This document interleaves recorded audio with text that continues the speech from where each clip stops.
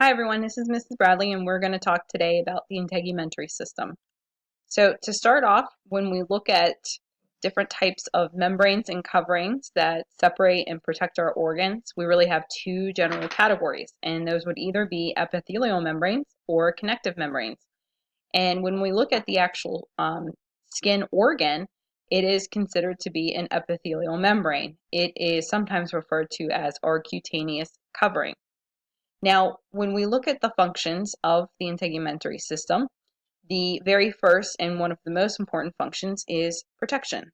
It actually helps to separate the external environment from everything inside of our body. So it creates a nice barrier and it helps to maintain our internal environment the way that it needs to be. It also helps with heat retention. And when we look at the different layers, we'll see that there's a bottom layer that is made up of adipose tissue, which will help with that insulation. It helps with the excretion of metabolic waste products like urea, also known as uric acid, because the sweat glands are able to excrete that as part of the sweat solution. And then it also helps us with the synthesis of vitamin D. So to look at the overall structure of the integumentary system, we're going to start off by talking about the outermost layer, which is the epidermis, and we'll finish up by talking about the dermis and the subcutaneous layers today.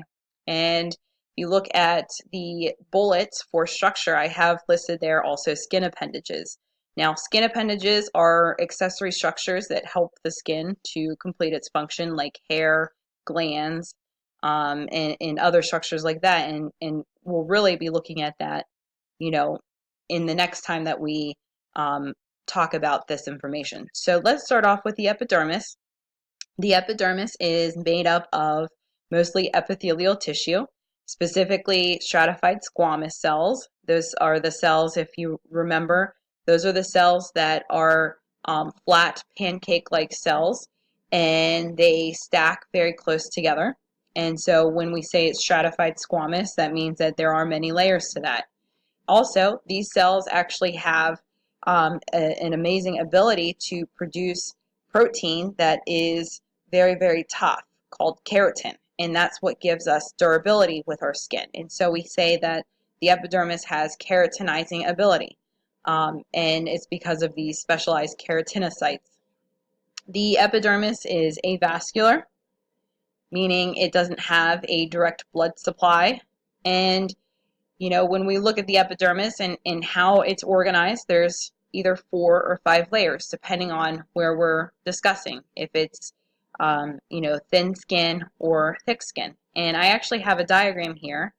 I'm going to move my video over so maybe you can see that diagram a little bit better. And you can see that there's either thick skin or thin skin.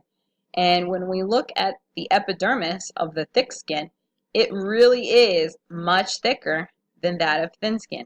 So areas on the body that would have thick hairless skin would be like the palms of hands or maybe even the soles of our feet, because there's a lot of wear and tear. We're always using our hands to grab things, hold things, and we're always on our feet, walking or stabilizing our bodies. And so that's why we might have an extra layer of skin there. So looking at the actual breakdown of the epidermis, we have here 5 layers that we're going to look at. If you look at the list that I have, the very first layer is the bottommost layer. So if you look at the diagram, I have an actual sample, microscopic sample of the skin. And so you can see that if I just take my cursor and follow along the lines, you can see that this right here marks the very bottom of the epidermis, and it sits on top of what's called the dermis. So the bottommost layer is called the stratum basale.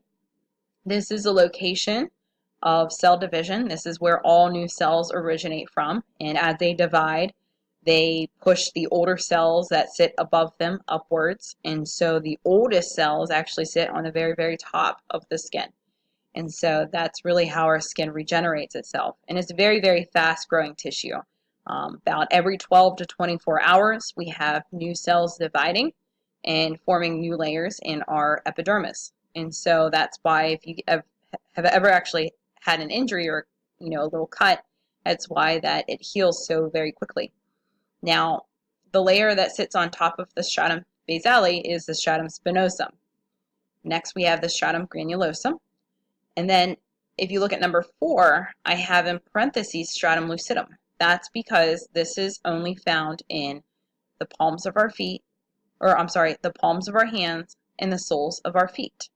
And then finally, the topmost layer, and probably what you would see as the largest layer, that would be the stratum corneum. And that's where we have cells that have been completely keratinized. Now, I just want to go back real quick to the bottommost layer, the stratum basale. That layer also contains specialized pigment-making cells called melanocytes. They produce our skin color, and so they produce what we call melanin, which is a protein that gives us our skin tones. And so sometimes we can adjust that based on tanning and being exposed to UV radiation, and that would cause the melanocytes to produce more and more melanin. And what the melanin does is it really helps to protect the rest of the cells that make up our skin, and is meant to absorb that UV radiation and to keep the UV radiation from damaging the DNA found in the dividing cells of the stratum basale.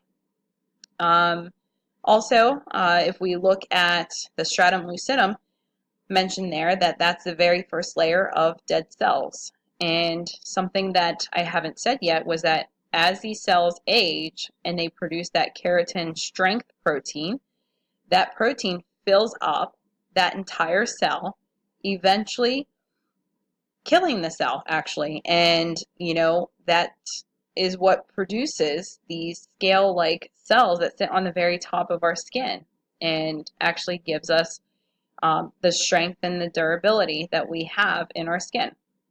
So let's go ahead, let's move on to the dermis. The dermis sits directly underneath the epidermis, and this is made up of dense fibrous connective tissue, and it is where we see a lot of the different types of accessory structures. The dermis can vary in thickness depending on the location, and on the next slide we'll see that it also has sublayers, and there's actually 2 of them. So the very top layer of the dermis is called the papillary layer, and it's very, very thin when you compare it to the other layer, but if we look, it's what makes up these ridges and these valleys in our skin. And actually, it's the dermal papillae that will give us our fingerprints and will allow us to have that uniqueness. We'll also find that, inside these dermal papillae will be what's called free nerve endings that would sense pain. We have a sense receptor called the Meissner's corpuscle, which senses touch. And when we look at the reticular layer, which is then from, if you look at my cursor on the diagram, from here, from about right here, all the way down to that fatty tissue layer. So it's the thicker of the 2. This is what contains blood vessels, so arteries and veins. It will contain our sweat and our oil glands. So here's a gland, here's a gland. Our hair follicles will be deeply rooted in the reticular layer. Also, we'll see that there are another type of sense receptor called the Pacinian corpuscle, which senses deep pressures. So it would be like a stronger ability to sense feeling. And then phagocytes, which are specialized white blood cells that move around in that dense fibrous connective tissue and is really on a patrol mission to see if there's any foreign substances or bacterial cells that have made their way into this reticular layer. And these phagocytes will come across, if they do come across anything, will engulf it and then eat it. And this is also where we find collagen and elastic fibers. Now, Another thing that I want to revisit is the in those that papillary layer here, right underneath the epidermis.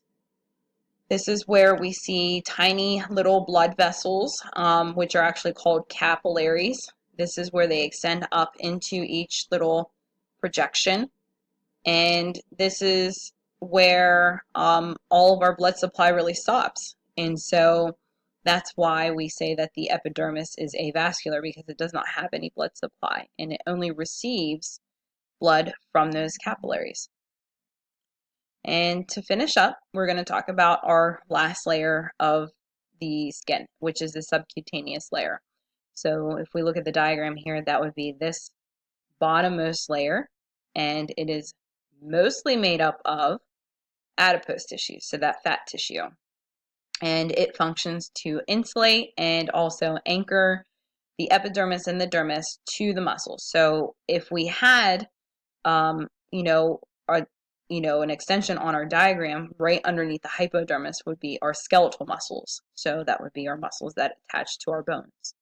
And so that's the function of the hypodermis. And that concludes our discussion about the overall function and general structure of the integumentary system. If you have any questions, please feel free to get a hold of me, either email me or call the office. Thank you.